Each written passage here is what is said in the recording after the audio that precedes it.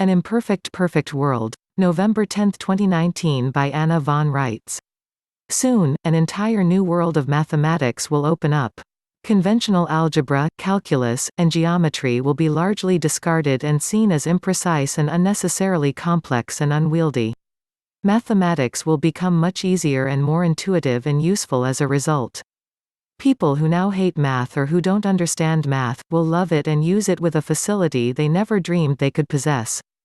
This will in turn expand their capacity for logical reasoning and deduction and increase traffic between the hemispheres of their brains.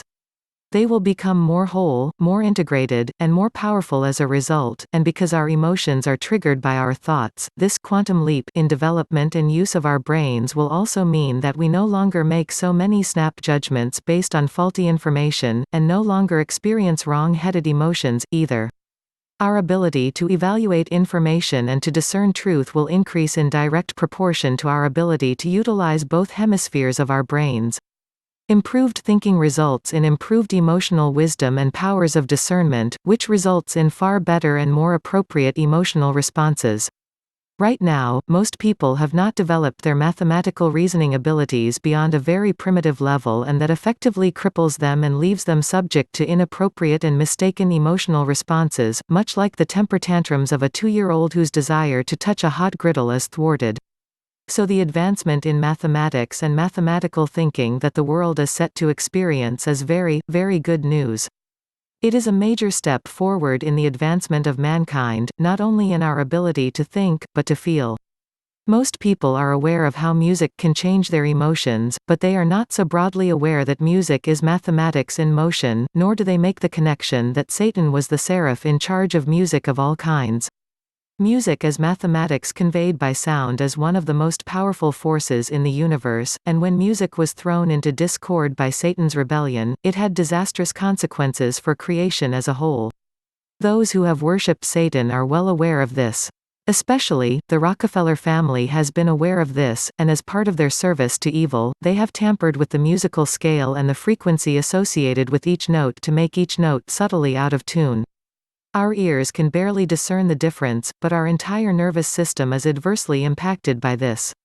This subtle disruption of the notes and scales in turn literally grates against our nervous system, exciting it in some respects, dulling it down in others, and in all ways serving to disrupt it.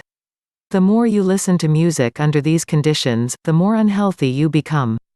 So, stealthily, these evil cowards have sought to undermine the health of everyone else, while preserving the whole notes and whole tones for themselves, in order to bulwark their health and vitality while they undermine the health and vitality of everyone else on the planet. They will come to the Creator's justice and be utterly destroyed for what they have done. This is just one of their offenses which have aroused the fury of the primal Creator and mandated their destruction. And now, the musical scale disrupted by the Rockefeller clan will be returned to its true mode and everything corrected, so that music brings health to the people of this planet again. As you can see, the thoughts of the true God about all of this are not the thoughts of men. The benefits being brought to you by the true God are not of a petty kind, but are sweeping, great, untold and often untellable benefits of health and empowerment and healing. As you may also notice, these changes are not coming with fanfare. They are simply happening, whether you notice them or not, whether you understand them or not, and they are all taking root and growing in an organic fashion. The true God does not stand behind a podium and beat his chest, doesn't seek to aggrandize himself, does not need or seek your thanks as goal.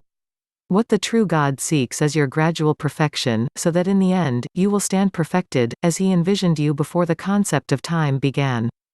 In fact, when your Father in heaven looks at you, he already sees you as being perfected. So, for now, we have been degraded, attacked, crippled, left ignorant, helpless, in the dark.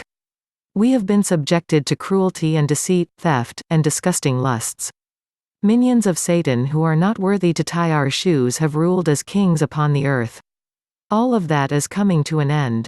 And while the changes of the true God are being made smoothly and gradually and with kindness toward all, the end accorded to the followers of Satan is likely to be violent and abrupt, and to come as a result of their own delusional selfishness. Today, please observe the miraculous perfection that is your true inheritance.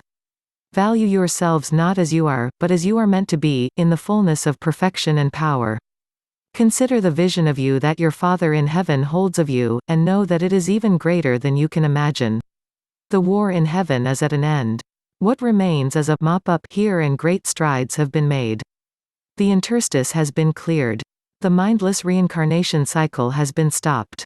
The fallen have been tracked down and only a very few remain, together with their minions, which you know as demons and vampires. This progress toward eradication of evil will continue in an inexorable fashion until all resistance ends. Anyone who thinks that they will mock the true God or gainsay his ministers or block his commissioned officers or evade his law needs to think again. Links to this article and more can be found in the video description box.